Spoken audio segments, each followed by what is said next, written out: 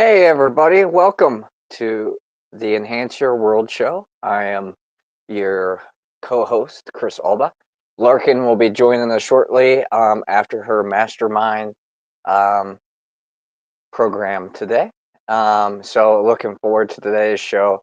Today we're going to talk about, how are we responding or reacting um, when life comes at us, when life comes, um, as it comes in so many different ways and forms. And I apologize, I'm trying to get this camera to set up. Um, but I, I think I left my laptop somewhere. I couldn't find it today, so I had to improvising on my phone. But you know, there's this saying that life doesn't happen to us; it happens for us.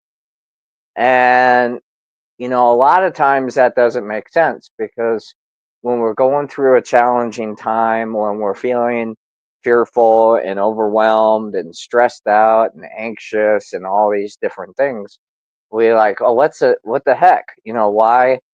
Why is this happening to me? Why does this keep happening to me?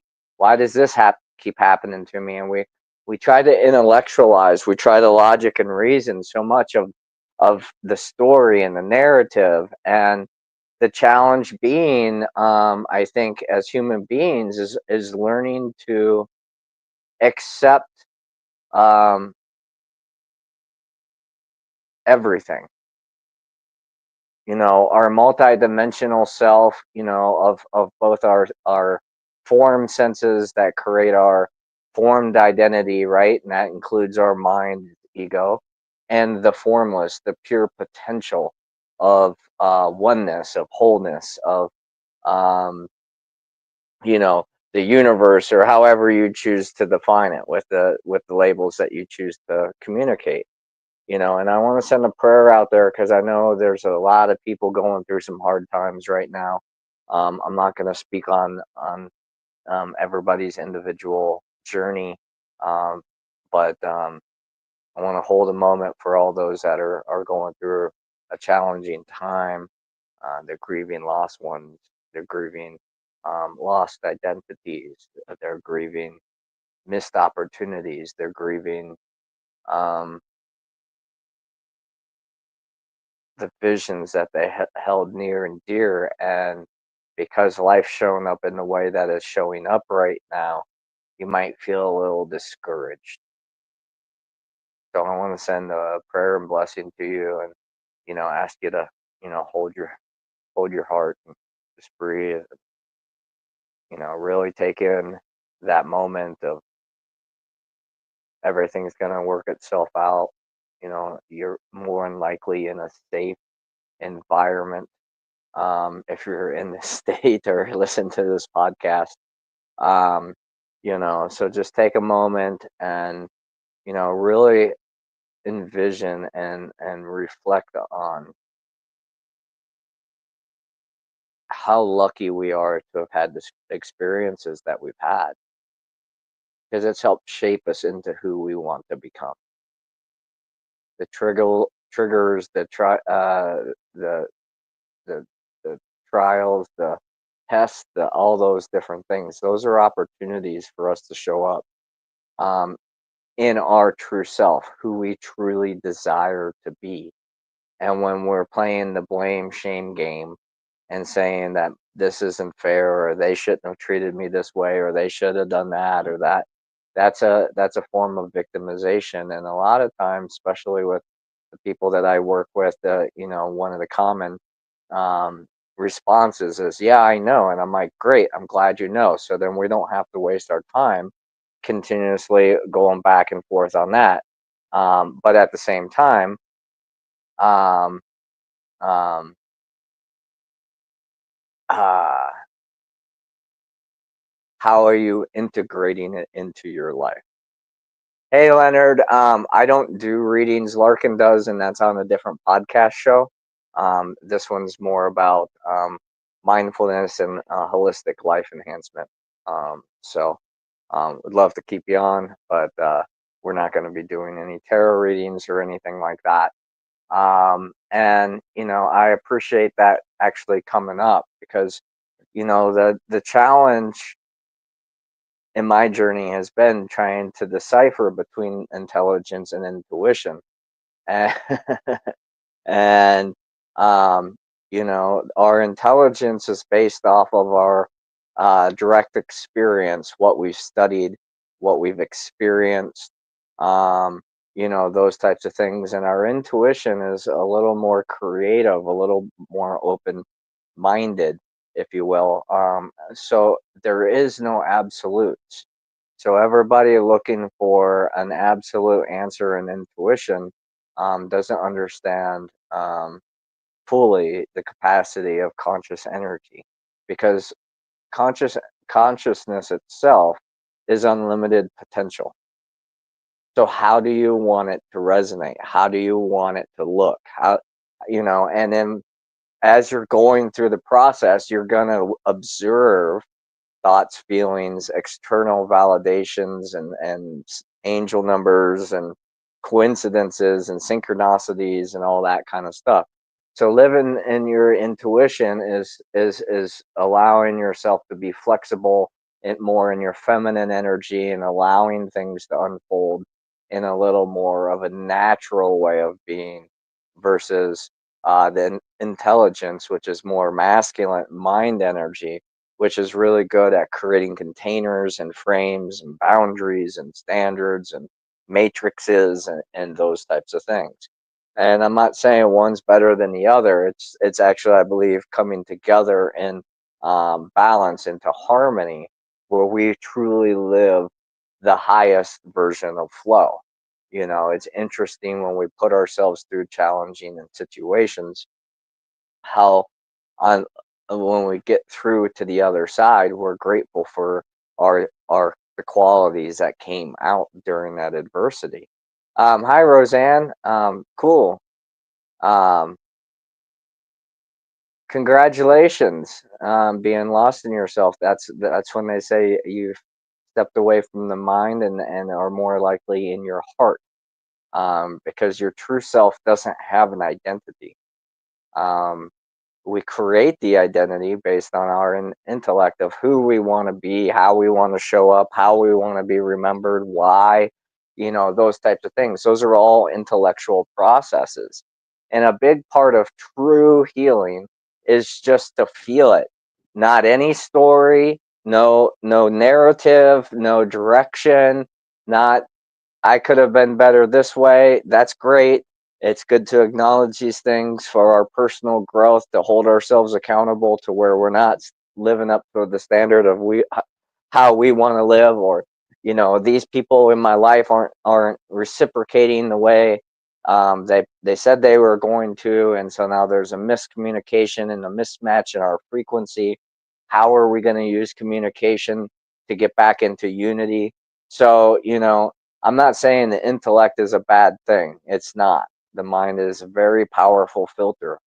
It's the question is, though, how are we ever going to truly create beyond what we've known in our past experiences, which our collective history has shown, this great inequality, people trying to survive and just get through, while others are living in financial um, um, abundance, and to the level of greed, and there's scarcity, and there's fear, and there's war, and there's all these things that comes from um, those types of identifications, those things that will divide our humanity into categories of better or lesser. Um, and that's really what helps give the ego identity in so many ways. I'm grateful for the people that I saw things that they did to me or other people that I didn't care for. So I could look at them in a way and see how if I do that in my life. Your sister's anniversary is coming up, Roseanne. The last 2 months, I'm not. What? Let me ask you, um, Roseanne. What are you? Who is you? What characteristics uh, do you hold dear and near to you? That's important to you. Because the chances are, I mean, when we lose people in our lives, we change. That's part of the grieving process. Who we were no longer exists because that person doesn't exist in our reality anymore.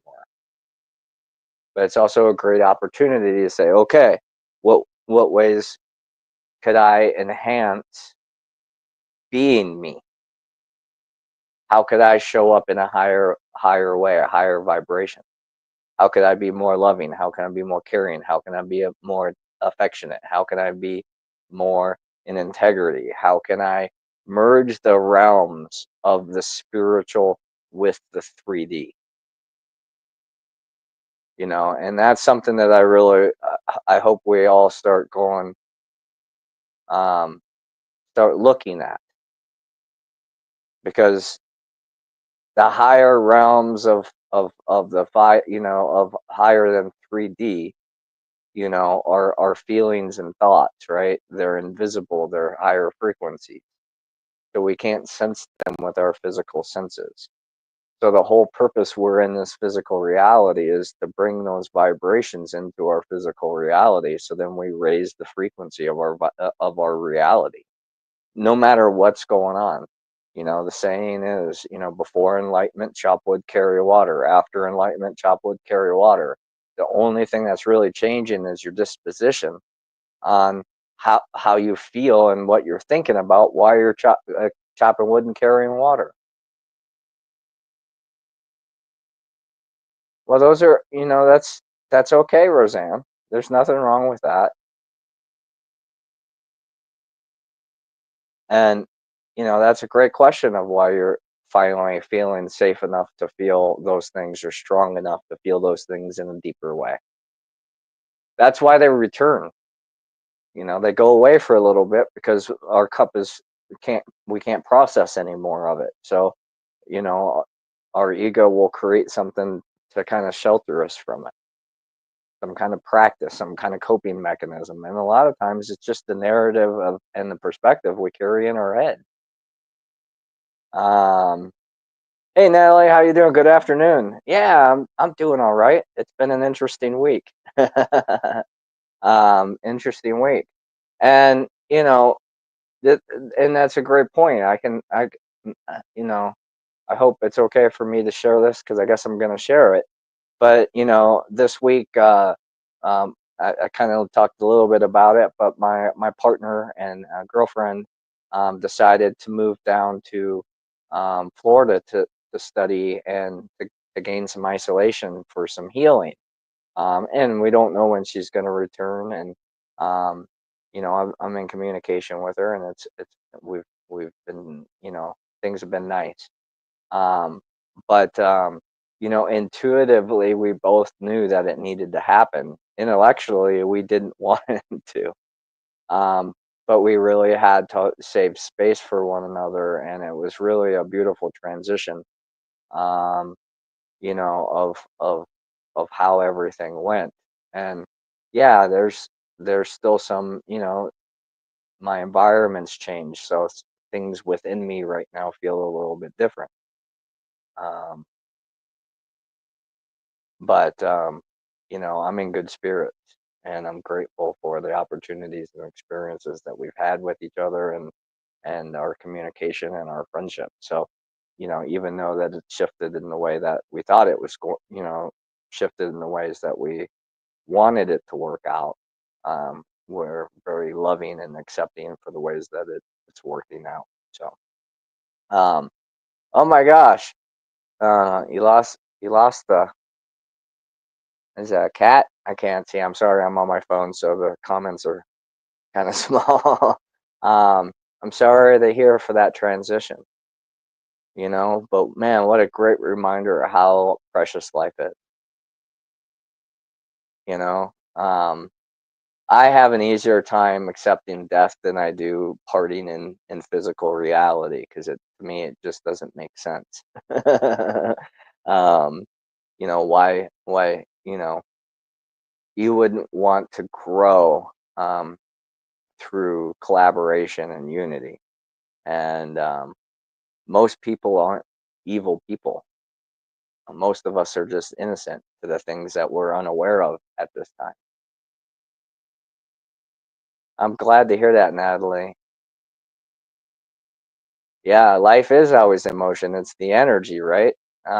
It's That's the interesting thing about this whole experiment we call life.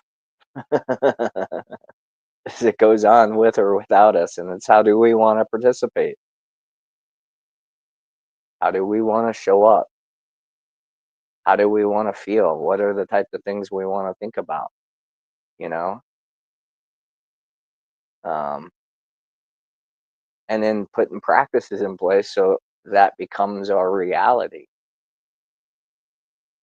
If I want to, develop more muscles, just for an example, well, then I'm going to have to work out and exercise. If I want to think differently, then I'm going to have to um, read and listen to things differently than I had in the past. Just changing your music can be a big shift in your enlightenment journey.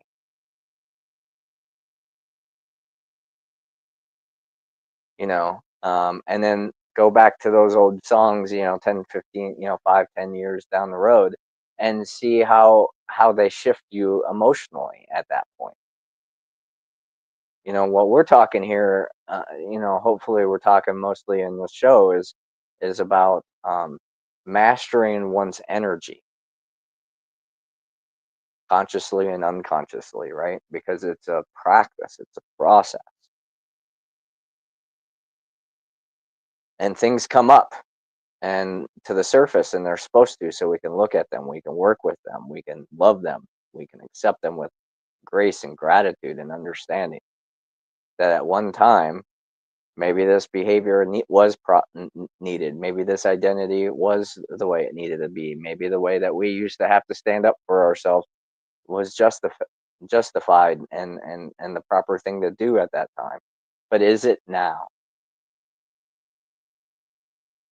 Do you need to continue to keep that fight? Small changes in awareness can have a big impact. Absolutely, Natalie. I think that's the key. And it's challenging, right? Because, the roller coasters have peaks and valleys for a reason, right? Because it causes excitement.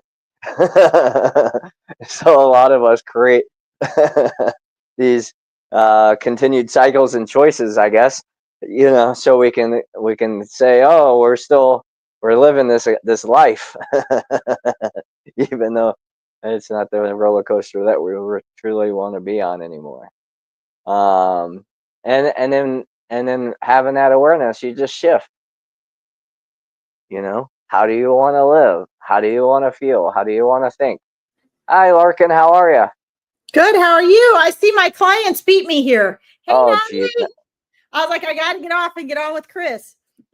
And they're here already. Yes. Good job, ladies. No, go ahead, Chris. Well, I was just wrapping up. Okay.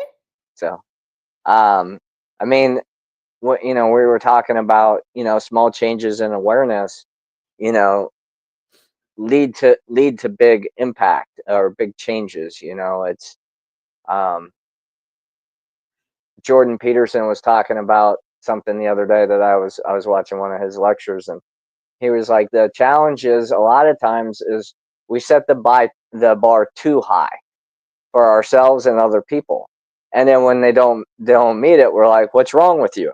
you know but if we were to actually lower the bar and say, okay, where are you going to come in at?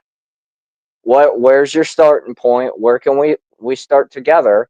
And that's the starting point, and then you just raise it a little bit, and then you just raise it a little bit, and through that effort, like, everything gets done, right? Hey, Keith, how you doing? Hi, Keith. Here's another version of that. How about if we come in with no bar, but expecting the best? And in order to do this, you must adopt the philosophy that everything is a process and everything is always working out, and you're a part of that.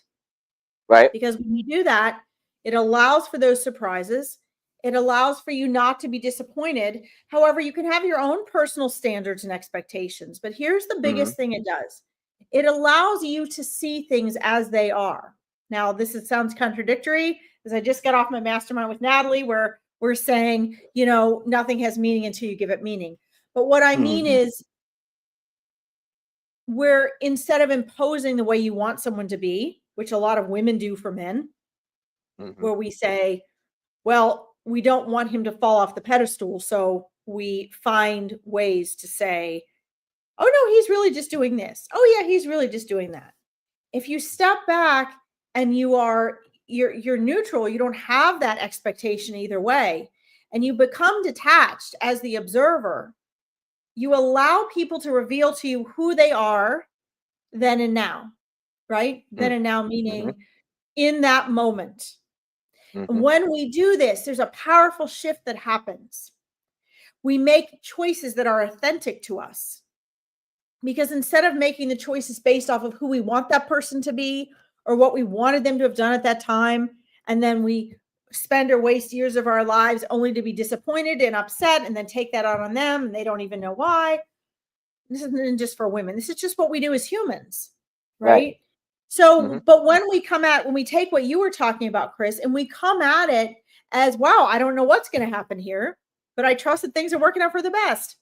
Or I don't know what this is going to be like, or I don't know how this Right. person's going to be. You still hold your vision and your frequency, which is your standard, but you allow the realities unfolding to be as it is. And this is taking the glasses, whether they're gray shaded or they're rose shaded, off, and it is allowing who and what is authentically unfolding to be. And when you do this, you aren't tainted in your response. So if they want to stay in that hell or that reality, they can. But this Hmm. gives you the freedom to become unentangled. And when you guys, you all know someone that's like kind of seems free and carefree, and they move on about things fairly easily. And you're like, wow, they said that didn't work for me. So they went off and did something else. And now they're living on this beautiful beach in Hawaii. How did they do that? Well, because they have a habit of walking into a situation without that expectation. The only expectation they have is, I know no matter how it seems, things are always working out for me. I trust my decisions.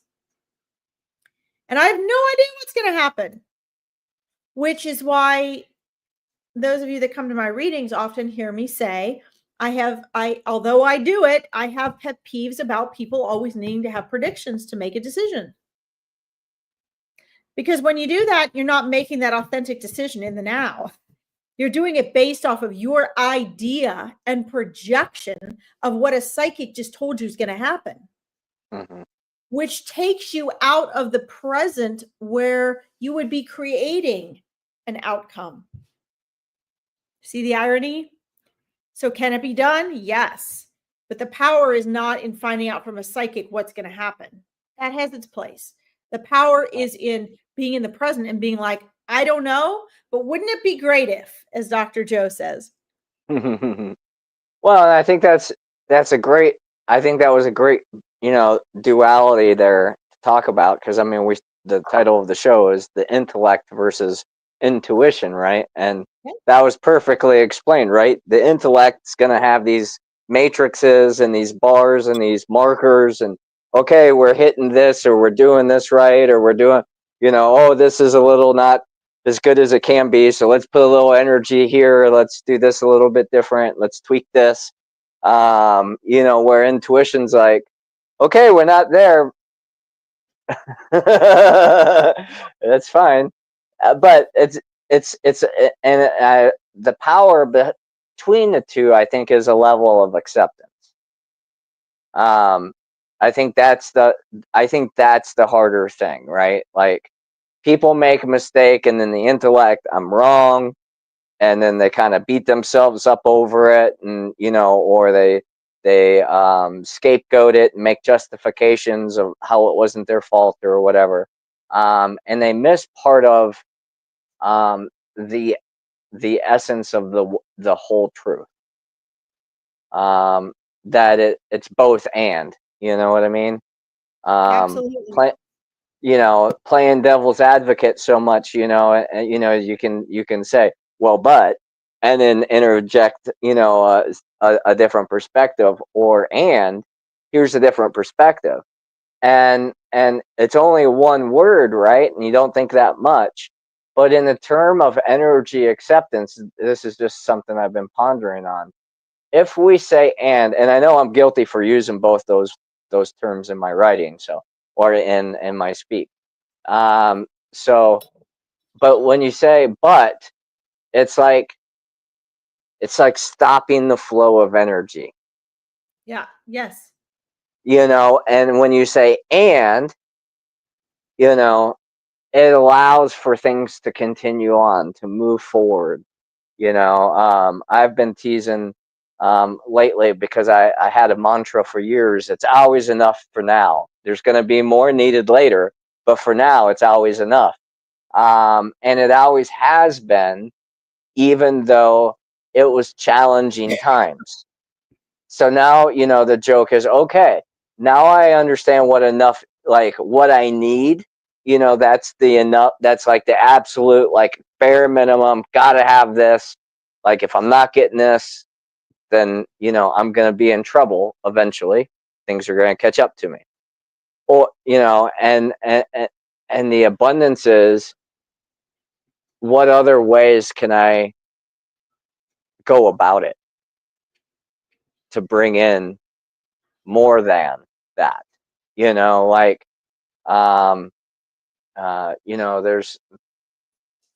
there's like a natural rhythm in the process, right? Like you're putting out a certain frequency, and you're getting the results, and the only way you can raise that frequency is to surrender the entanglements in our energy field to free up our energy, or to apply more intentional, focused energy in our daily life. You know, where we're doing a lot of podcasts, we're doing a lot of interviews, we're doing a lot of something, so we can create a lot of momentum in that energy. And the hard part of that is to maintain that. In sales, for example, we used to talk a lot about daily diet. Like, who are you prospecting? How many people are you prospecting a day? How many warm referrals are you talking? Using those types of intellectual things allows you to kind of break down your time and your space, so you can make sure you're doing that part of it. Because without the prospecting part, which is the part that most salespeople suck at, or don't like, I don't like it. I'll be the first to admit it, because everybody wants to close the deal, right? And so they don't nurture their prospect through the sales process, where eventually they become a client. They take them and try to push their perspective on them to purchase their product or service right there and in the now. And then if they're not ready to do it, they're like, I'll call you in 6 months, whatever. And then, kind of cut that energy off, if you will. Where if we continue to nurture, and it's the same thing in our personal relationships too, I believe. When people aren't living in the vibration of what you want to be living, you can observe them, you can be there for them, but don't let them control you by how you make your decisions for you. If it's important for you to eat a clean diet, if it's important for you to meditate, if it's important for you to be in nature, if it's important for you to be all that, and the people that you're spending time with just want to go out for drinks and dinners and things like that. Not saying you can't be friends, but the frequency of that alignment is so out of balance right there that it's going to be hard to maintain, like a balance. Not that one's better than the other. I'm not trying to, that's my point of view. But what I was trying to say here is, like, it's all energy. And to be in our intuition, I've always been told, is to be in the heart and the gut, in the emotional center. That's where the intuition comes from. How would you feel about that statement, Larkin? Wow. Yeah, I have the exact opposite. Okay. But I see where the connection is. Actually, in the Awakening Your Intuition program right now, we're working on that. We're actually talking about this. I think that, so again, this is interesting because this is talking about intuition or energy. Everything is energy, but right, versus our intellect. And so if we look at neuroscience and we look at Dr. Joe Dispenza's work, we know that emotion is actually the mind in the body. There's nothing intuitive about it. It's not intuition. It is physiological. mm-hmm. Now wait a minute, because there's a link. Okay. Everything in non-physical has a replica in physical. Mm-hmm. So, for example, I was talking about this on my mastermind just before we got on here. When you are, all of your senses, for example, exist in non-physical. Your physical senses are a replica of, they are a version of your senses in non-physical. So in non-physical, which you can access here, you have your clairs. Only the difference is, with your third eye, with your and your clairvoyance, you can see anyone, anywhere, at any time. You can go any place in the universe to any frame of time. You can do this while you're in your body, or it's your natural way of seeing when you're not here. You can see 360. In martial arts, we would fight blindfolded, and we would do exercises blindfolded. And I remember putting a tennis ball on the bottom of a long string from the floor, and we had to use our weapons with it. We had to sense what part of our body that tennis ball was coming to. Tennis ball doesn't sound like it hurt very much, but when you got into doing this with other people, if you got whacked in the eye with the tennis ball, it hurt. But the amazing thing is you started to be able to see it, Mm-hmm. and to feel it, and to hear it as accurately or even quicker than if you'd used your eyes. And so that's one thing. So understand that we have more than 5 senses. Okay. And the Native Americans knew this. We were actually talking about this on the last broadcast. I mean, my mastermind. Now, so take your emotions are the mind and the body, right? It's your thoughts, somebody walks in the room, you were jealous of them. Maybe that 95% of your mind you're unaware of, didn't realize you were jealous of them. You start to feel jealousy in your gut, or, anger, or like you're less than good enough, or you want to leave. Those are emotions. They are physiological. They are triggered by brain chemistry that goes into body chemistry. And a lot of people mix that up. Now, then you have your intuition, which is the voice of your soul. That's coming from the observer behind your thoughts, from your consciousness. Now, it does have to use the body, which is where you're talking about, you feel that gut feeling. Mm-hmm. And this is where it can be very easy for people to feel confused, because it can affect your physical. So let's say you're walking down an alley or you're walking in a parking garage and you're getting ready to get in your car, and you just have that sick feeling. You just have this gut feeling you got to get out of there, or the hairs on your arm start to, rise up, and you got to get out of there. That is your intuition. That's your higher observer speaking to you. But then what is it speaking to? It's speaking to your mind, which is the tool for your consciousness, the observer behind your thoughts, which in turn speaks to your brain, which is connected to what? Your body. So the reason people have trouble with this is because when they get a strong intuition that, especially for, for women, we tend to say it's a feeling. For men, they'll say it's a gut feeling. It was a gut reaction. Well, it's kind of the same thing, because feeling is different than emotion. But regardless, we're meant to be using that observer behind our thoughts. It's meant to use our mind as a tool, which has to use our brain as a tool, which engages us in the physical world and connects us to our nervous system and our body. Those four things are connected. When we're talking about intuition, we have all four connected. If you're talking about just your thoughts in the mind and the body, then you've got the three connected. So if you up the ante and you say, well, my intuition gave me this gut feeling and then I got out of Dodge and I saved myself, then you have that higher observer going, okay, you got to get out of here, dude. But what is it going to use? It's obviously going to speak to your mind, and which in turn has to speak to your brain, which is what's connected to your nervous system. So that's where they are different, but they can be used as the same. So I think what you listeners need to think about is learning to decipher which is which, because the more aware you are of that difference and you don't just lump them together, the more you can say, okay, that gut feeling, yeah, that was my intuition.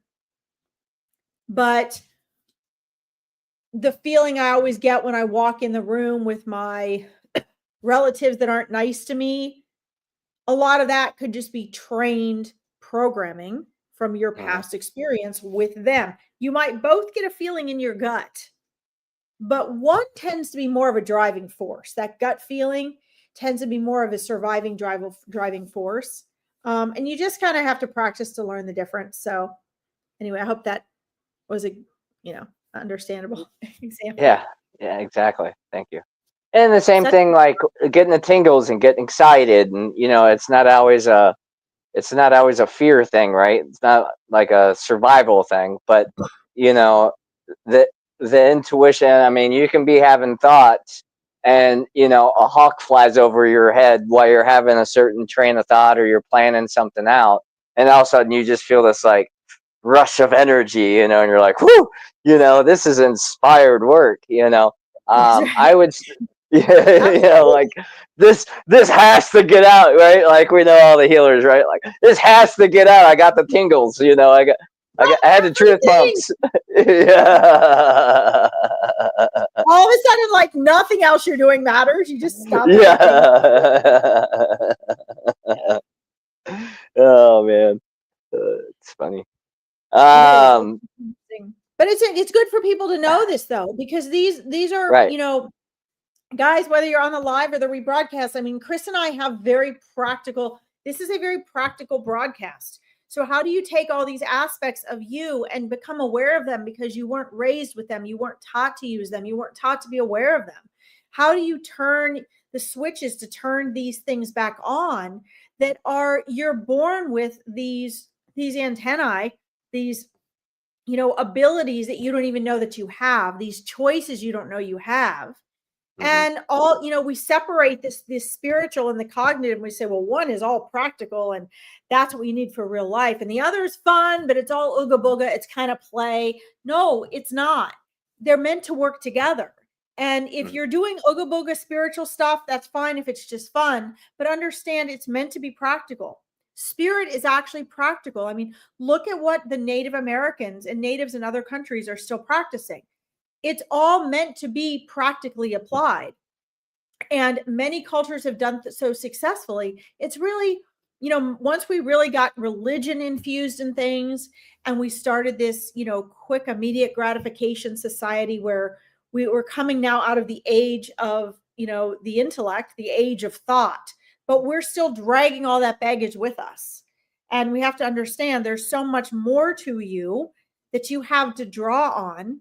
And it is practical. It can be ooga booga, but it's all meant to work together as a system. Yep. And there's a system beyond that system.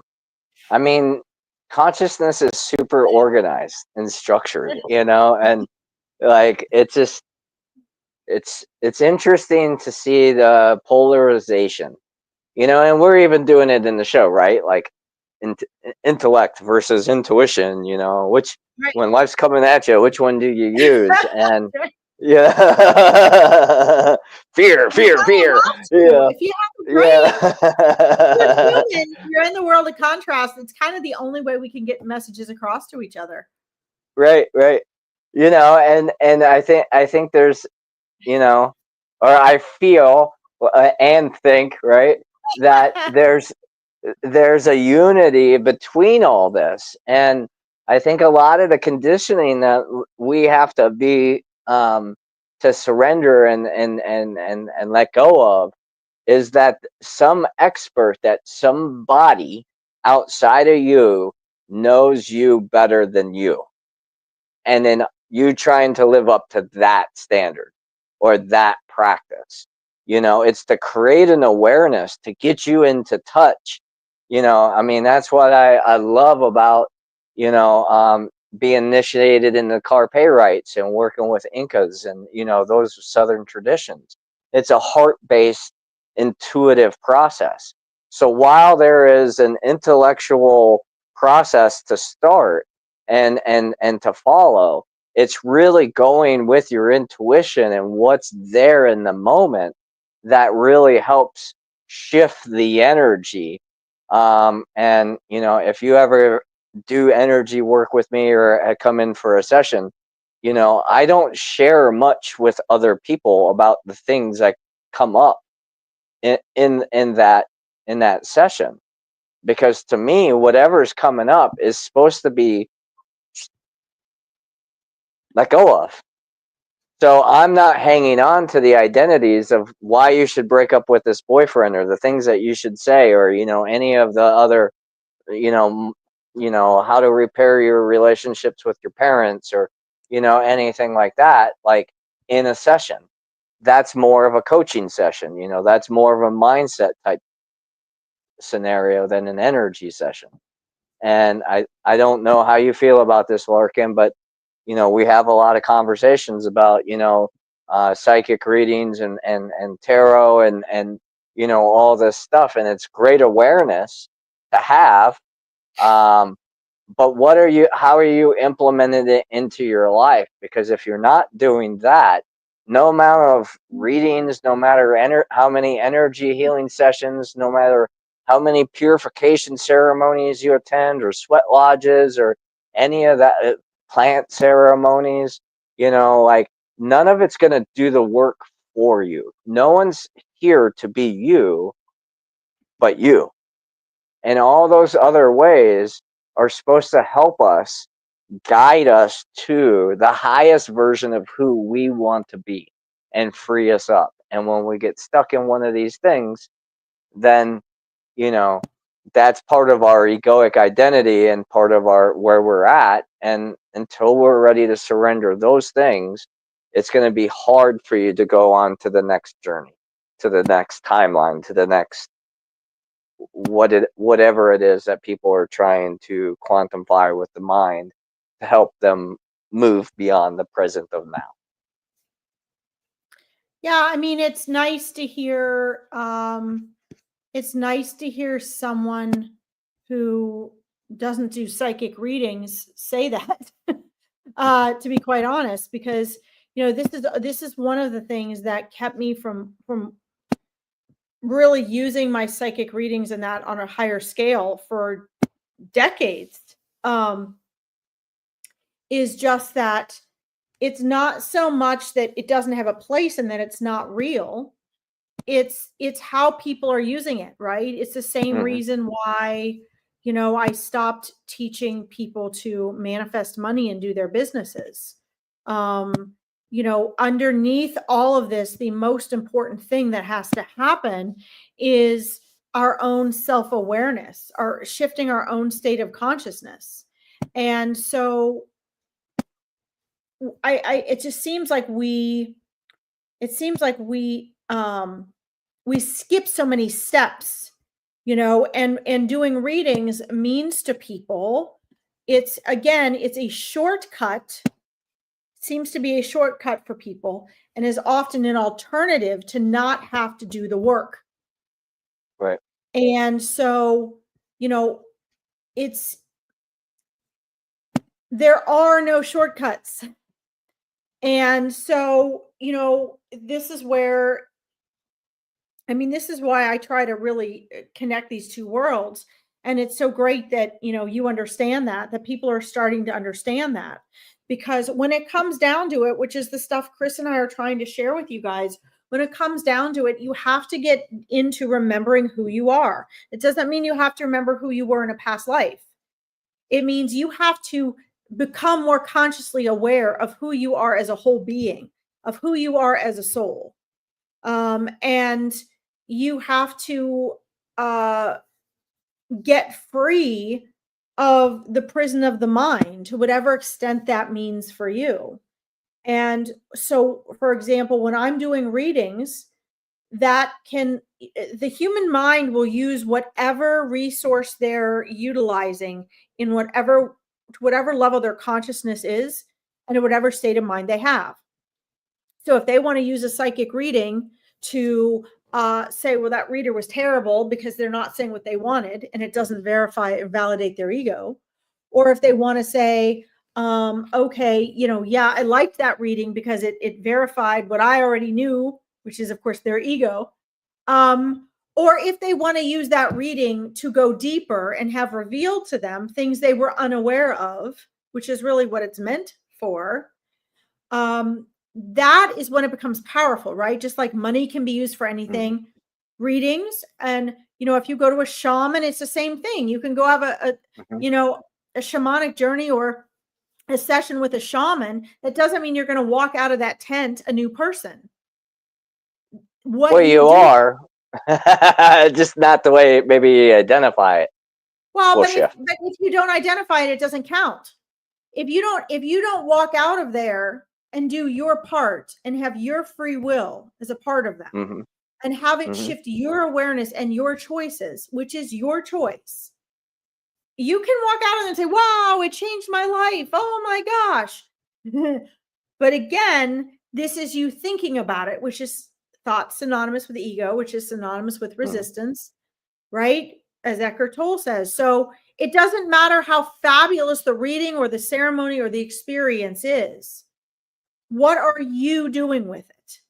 And, this is the part I think everybody forgets, whether they're doing mindset work, psychotherapy, whether they're doing nothing, whether they're getting a reading, whether they're getting a healing. You are an incarnated version of you right now. And with that, in the long lines of infinite levels of souls, hey, Timmy, how are you, bud?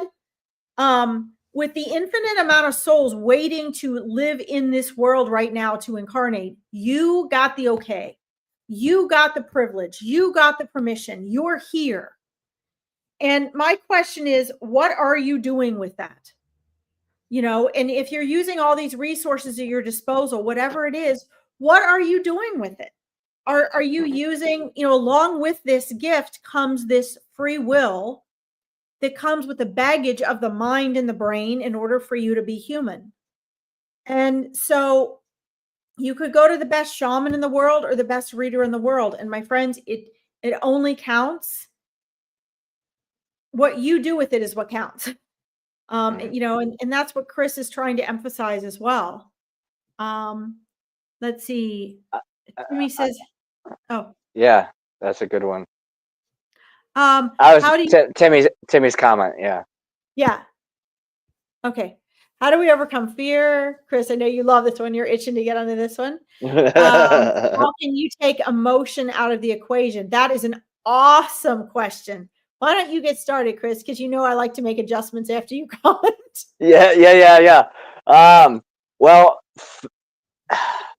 for me, emotion is energy emotion. So use that emotion. You don't want to take it out because that's disempowering. It's not accepting the full version of what you are, where you are at. Fear is actually a good motivator.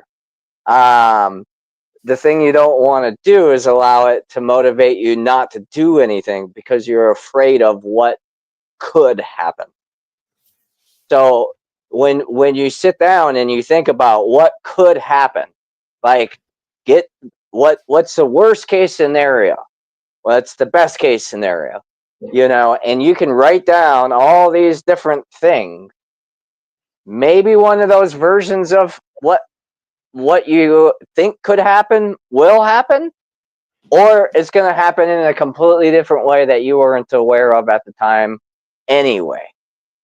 So the only thing that you can control is the energy that you put in. So if you're excusing why you're not putting your mind, your heart, and your actual behaviors into action, into movement, right? Momentum towards something that you desire, you're always going to have that sense of suffering and that resistance, which keeps you exactly where you are now, which is comfortably uncomfortable more often than not. And I'm the same way. I do things, I know that they're not the best outcome for me, or they're not gonna, they're not sustainable practices or whatever, and I know I'm doing it because I'm comfortably uncomfortable. And the more comfortable I can get in my discomfort, the less I have to fear about being uncomfortable. And the more natural joy and radiance and all that stuff naturally comes out because I'm not uncomfortable. Like driving my car with it, this is just a physical, thing that I've been doing for a few years. Not using air conditioning very much in the summertime. And sometimes it's miserable, and sometimes I do use it. But the goal for me there is not to allow the outside circumstances or the environment to dictate how I think or feel. So if it's a hot day, I'm going to dress appropriate. I'm going to do the best I can. I'm going to hydrate. I'm going to do those types of things. But taking and controlling my environment with an air conditioner, for me, has shown in my life that it makes it hotter outside when I don't have air conditioner. It's like walking around with a little portable fan on you all the time, and you're like, oh, it's so hot, it's so hot, it's so hot, and then the batteries die, and you're like, oh my God, it's so hot out here now. Because that little bit of comfort that you had now is gone. So that energy or that emotion tends to be more intense. And the more I've kind of let go of that in my mind, the easier it has for me to be comfortable no matter the circumstance. I could be dripping sweat. I mean, I have to bring multiple shirts with me when I go places because my shirt will just be saturated from sitting in my car. And I'm like, it's a good detox. Hydrate, trace minerals, do those kind of things. But I have a sauna, and in the summertime, I don't have to use my sauna very much because I have my car. And that's just the way I choose to do it. I know other people that choose to do similar things. I also know people that choose the complete opposite. So we're here for the human experience, and I think we can learn from both sides. I think it's what you're kind of talking about is context over content. And I mean, I would have in different ways gone through the same context of answering, Chris, as you. I would say that let me take a different take on this, right? So fear can actually be a really good thing. It can be a good thing because without fear, none of us would have survived, right? That's meant to keep us alive. The problem is that we already have that hard wiring for fear, and it's really hardwired from the time we're young. Our set standards of fear, there's human ones we all have, but then there's like our standards and what triggers our fear are different depending on how we grew up, what we're influenced by, what our subconscious programming becomes. So in our world today, because we're not having to literally physically survive every moment of every day, our egoic mind doesn't know that. Our nervous system doesn't know that. That's what it's set up for.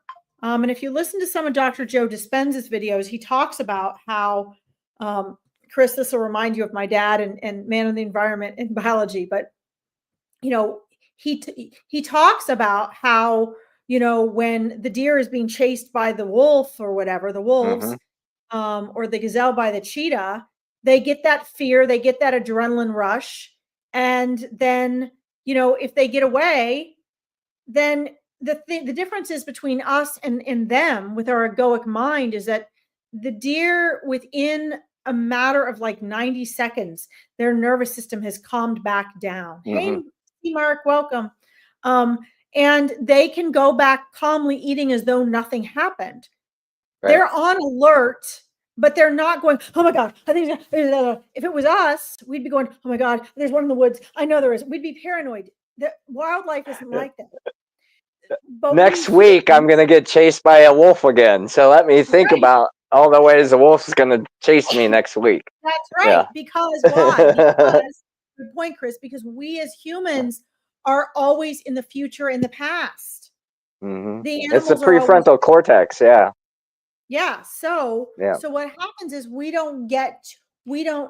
now project that into our everyday life, and it is programmed by our music, what we listen to, who we hang out with, what we watch on TV, what is programmed into us, right? And humans love to use fear on other humans. So that's one thing. But the question is not, do we have this fear that, it helps us, it triggers us? Like, for example, a few weeks ago, Chris knows this, I stopped my friend's big truck at the barn from rolling through the fence. It was stupid. I should have never done that. It took me 3 times. I'd never been in her truck. I'd never tried to stop a moving car before. And it was getting dark. It was slippery. It was wet. So it took me 3 times, but it was my dance and martial arts abilities mixed with my intuition that allowed me to do it. Because the first time it was slippery, I wasn't lined up right. The second time I kind of knew what I had to do, but I knew if I fell, I was going to end up right under the truck. So by that third time, I had 10 feet left for the fence. I knew what to do. Was I scared the whole time? Initially, but really the fear was in the back of my mind because it had already transformed into adrenaline and into intention. And honestly, I'm so glad it happened because it reminded me, this is why people do, I mean, I'm not a daredevil, but this is why people do things that are scary, right? Because I can't remember the last time I felt so alive. Now it sounds stupid. I mean, people do that kind of stuff all the time, stunt people, but I don't do that kind of shit. You kidding? I don't do that. That was dumb. It looks so easy on TV, man. Not easy. But I knew, like, to not end up under that truck that last time, I had to be able to reach the steering wheel. The step in the ground was very slippery. So I had to hold on to that steering wheel because the door was at a 45-degree angle. It would have pushed me under the wheel.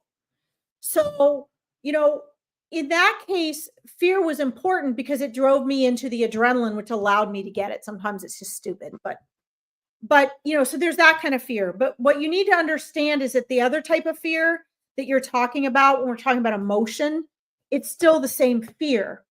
See, fear is always the fear of death. That is what is at the bottom of our fear, because no matter what the fear really is of, that's what our nervous system is set up for. So as Chris was mentioning, as Chris was mentioning, go through the emotion. But I do want to mention this. It's just kind of describing it a different way than Chris did. Emotion is the mind in the body. So your reticular activating system has first selected what you're going to focus on. Maybe it's a relationship. Maybe it's being rejected by someone. Maybe it's losing a job. Maybe it's having to move. Maybe it's a health issue. Whatever it is, it doesn't have to be physical danger. But what happens is it then selects and says, okay, danger, danger, or not, at which point we get fear. And we can feel that fear emotionally and mentally the same way it would be, if we were running from the wolves, right? Which wolves don't typically, I don't worry about them. But you've got to be aware of that feeling. So as Chris was saying, we always want to avoid discomfort. So every decision we make is either towards pleasure or away from comfort. Most of the time, it's away from discomfort, right? It's moving away from fear. But Right. if you surrender and you sit in the present and dissect what you're feeling instead of running from it, instead of avoiding it, what you find is the fear itself isn't real. You may know, oh, it is real, Larkin. I can feel it. But the response to the fear is real. Mhm. But the actual fear itself is like the mind. We know the mind exists because we can reprogram it. It runs everything you do. But yet, scientists, they don't know what the mind is. They're trying desperately to figure out, where does this consciousness come Right. from? We know it can't just be in the brain, and we don't believe in the soul. So where is it? Yeah, it's your mind. Right. Right? Well, yeah, Um, and the other thing about emotion in general is when we're used to a certain emotion, it's like, Napoleon Hill talked about it in Think and Grow Rich and all that. It's like taking a a truck and driving it through a cornfield. Like if you continue to just go through that same place over and over and over, and what eventually happens is it ruts in, and it gets harder to reverse. And I think that's where a lot of us get stuck, is those emotional pools. brain, Right. neurological Uh, pathways. they get so deep that it takes a while for the light of awareness. Here's a visualization for you: the light of awareness to dry up the mud, if you will. Because the mud is like, in that analogy, that's the insecurity, that's the confusion, that's the chaos, that's the unworthiness. Those are all those things. You know, we're not any more or less worthy than any other human being or life on that planet, for that matter, from my viewpoint. And the goal is, how do we come together, um, as individuals, as collectives, as communities, and then the outer ripples of the collective humanity come together, so we can live that heaven on earth that we all can envision, but that fear limits, because somebody's not living or thinking or feeling or doing the way that we would do it to create it. Go Chris, ahead. oh, I just reread Timmy's question too, and I want to answer another aspect to this. Hmm. Um, can we take emotion out of the equation? And we've we've said no, you got to feel it. Okay, here's on a practical, down to earth mindset level. Yes, you need to get to know the feeling. You need to. It doesn't mean wallow in it. It Hmm. means not have resistance to it, right? Because what you resist persists. Right. But I want to say, yes, you can take emotion out of the equation by not avoiding it, by Mm. getting, as Chris was basically saying, everything in your life is habits and repetition. Everything. As Chris was saying, you build these neurological pathways and these habits that are in that 95% of your mind you're unaware of. And so when you feel fear, especially with men, oftentimes they don't know where the emotion's coming from or where the fear is coming from.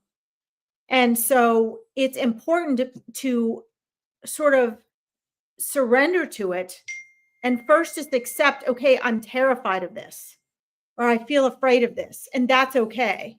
Because when you do that, only when you face that thing that you're wanting to get away from or change or resolve out of, you have to go through it, right? So you want to get to know it.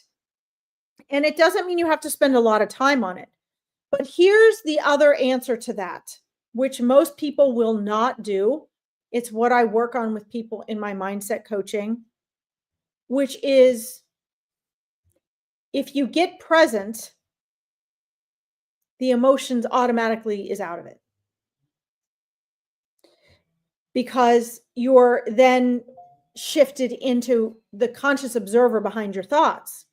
And the emotion then becomes something that you are just observing. Now, this isn't initially the first answer that we share because people don't do that. It takes practice, and it takes usually decades for people. It doesn't have to, but it usually takes decades for people to even know what it means to be present. Again, this is why a lot of people do daredevil things, because when they are fear for their life, they feel present. They're sucked into the present moment, right? Oh, and so you're hanging off the side of a cliff. You got to be present. that's right. Forced into it. And so all the pain and struggle that we have in our lives are opportunities. They are all opportunities and invitations for us to get into the now, for us to be present. We have The Power of Now by Eckhart Tolle, which is what I require all my clients to read, because it might be the slow way, but it's consciousness speaking to your consciousness. So even if your ego doesn't know it or like it or thinks it's boring, your ego is still having that exposure to consciousness. But for most people, they're thrown into that only when they're having an emergency, or, you go deep enough into fear, you become present. So you can do the reverse. If you learn to practice what being present means and how to become present, then you're observing the emotion from a detached perspective. And this is why the Tibetan monks taught so much about detachment. So I hope that gives you a variety of answers, Timmy, that you can apply to what we're talking about. Something that I would recommend, Timmy, is for me, there's a lot of great books. There's a book, I think it's called I got it on my shelf now, by Margot Anand, but it's basically the 7 principles of Tantra, and through there she goes through how to work with all the energy centers, to work with the emotions, because it is challenging. As speaking as a guy, we weren't taught growing up to have emotional intelligence. We were taught to have emotional ignorance, or where we ignored our emotions. We weren't allowed to cry. We weren't allowed to experience fear or insecurities or things like that in a lot of our environment. So it is challenging, challenging to work with the emotions without attaching the intellect with it. But I found Tantra practices and meditations and working with chakras and stuff like that to be pretty helpful. So maybe that might be something you'd want to look at. As we close up today, I do want, Timmy, I think this is a series of great questions. And I do want to answer them because I think they serve people. And I think, I try to keep this simple. We're giving you a lot of options, but the answers are really simple. It's just that most people don't do them. So I'm going to start with the bottom. Are we just God experiencing life? Is God just experiencing life through you, not necessarily for you? No, it is also for you, because you are God. Right. There is nothing that is not that which we call God. If you're looking at, if life is what you believe it to be. So if you look and experience and believe in evil and all this and that, darkness of any form is just the absence of consciousness. And all God consciousness is God consciousness. It is only actually experienced through us, because we can choose to look away from the light. We can choose what we focus on. Your soul stays on the other side, and the part of you that is incarnated as Timmy or whoever you are is like putting on a glove. And this is you right now in this life. But here's the rest of you. Your big soul on the other side, still connected. You're here for this long and this amount of time outside of, in time and space, right? So no, God, the essence, that energy is unconditional love. You can experience it, you can't conceive of it. The more quiet you get, the more why do we want peace? We want peace because peace is that ultimate connection. It is that knowing that we are unconditional love. It is knowing we are unconditional love. It is everything is okay and perfect, always has been, always will be. That's really what peace says to us, what it means to us. So if we were to look at, if you experience life as though God is experiencing life through you for God's sake, not for you, then you're going to have a very different life experience. But because you have been given individuation, you've been given free will of your own. What greater gift can you have but to be given eternal consciousness, an eternal safe place to be, right? So just understand that it is for you, right? Because you are one with God. Now, should we do something only for its own gain? Well, I don't know. That depends on what it is. I don't really like the word should.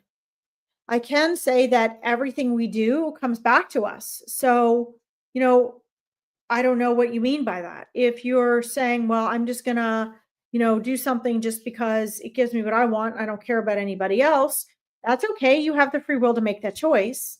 But just know that whatever energy you're putting out and whatever you're doing to get that comes back. Okay. And I think that that's important. So it really depends on what that is. I did have clients that would ask me that were in my business course years back. I remember one client, when she started with me, she had all these things she wanted to do with money, why she wanted to build her business up and make money. And then as her business got close to making $1 million a year, she said, well, I just want to make money for its own sake. Okay, well, that's fine. There was nothing wrong with that. She could make money for its own sake. There's nothing wrong with that. The question is, what was she doing to make that money? Was it taking it off of what and how, what frequency was she contributing at that point?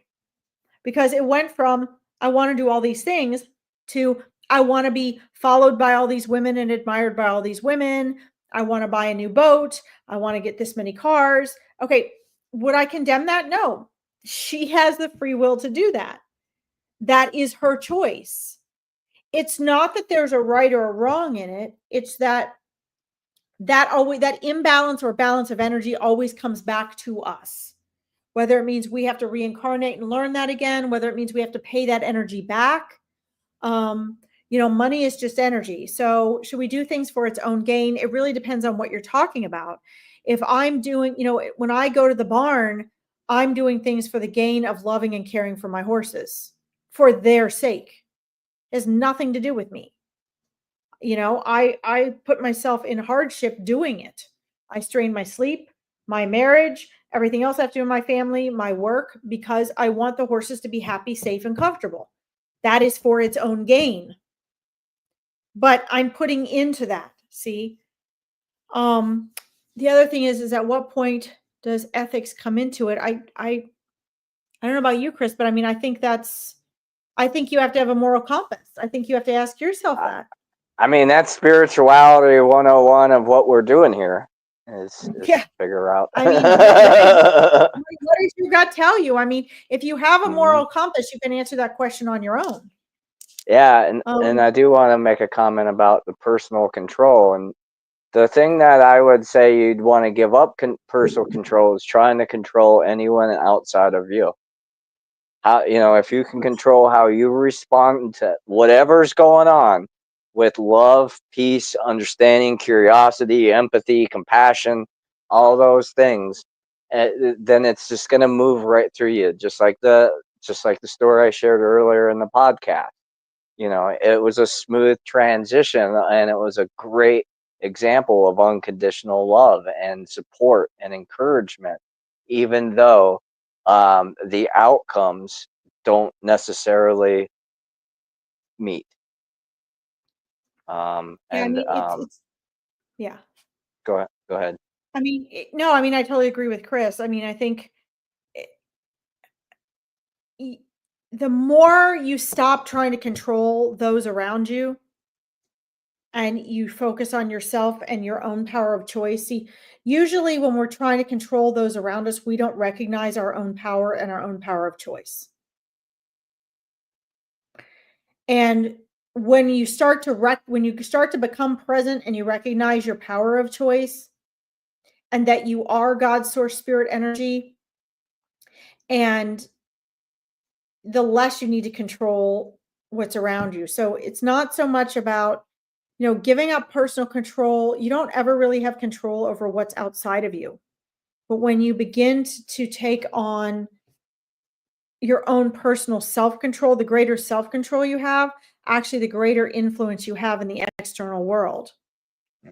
The person that is more self-control and is more silent and says less actually has more power. I know we're in a world where we're like, oh, God, our voice is heard. Yes, there is a place for that. Absolutely.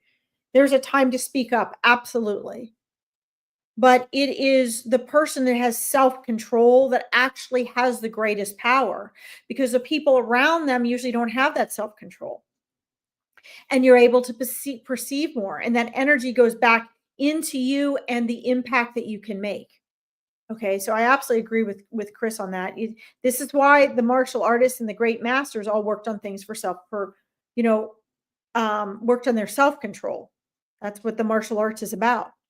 Um, it is always filtered by our consciousness. How do you destroy what is in you? Um, so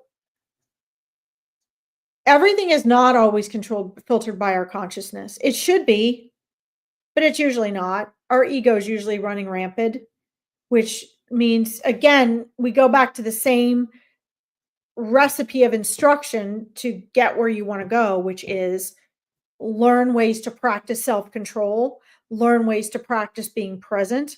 Your perception and your personal control will actually increase.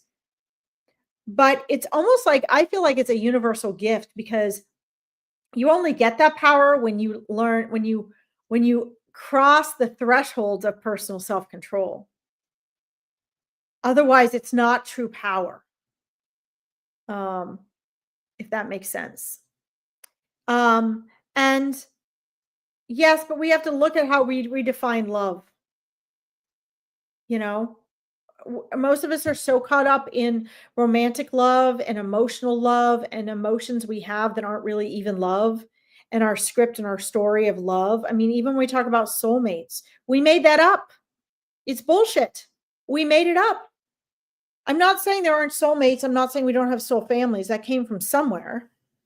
But most people, when they meet someone, that person makes them feel the way they want to feel. It fits into their script. They have emotions, they have hormones, they get all excited. Oh my God, they're my soulmate. Most of the time, that's not true. A lot of times, the soulmate is, the person you come across for a short amount of time and you don't spend your life with them.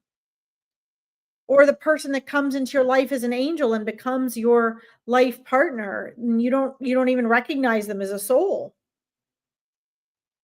Pre-planned. We program ourselves with this before we're born. So don't assume you know who a soulmate is or a soul connection. People go, oh, but I feel it. Well, what you're feeling emotion is what you're feeling. It's different if you recognize someone. You may have had people in your life that you recognize, and usually it's just in passing. They often don't stay in your life. You recognize them. You don't know why you recognize them. It's not necessarily an emotional thing. You recognize their soul. You feel at home and familiar with that soul. Not necessarily the crazy emotional love you feel when you fall in love with somebody. Maybe it is. But we're looking at the wrong factors. What you have to trust is people that match your frequency come into your life, those that don't fall away. We often plan to come and be with people that are of our soul group, and sometimes it's just for a passing. Sometimes it's just so our frequencies in the world can support each other in being here, but they're not even in our lives. Sometimes it's because we recognize that connection and they're going to cause us the greatest pain we've ever known emotionally.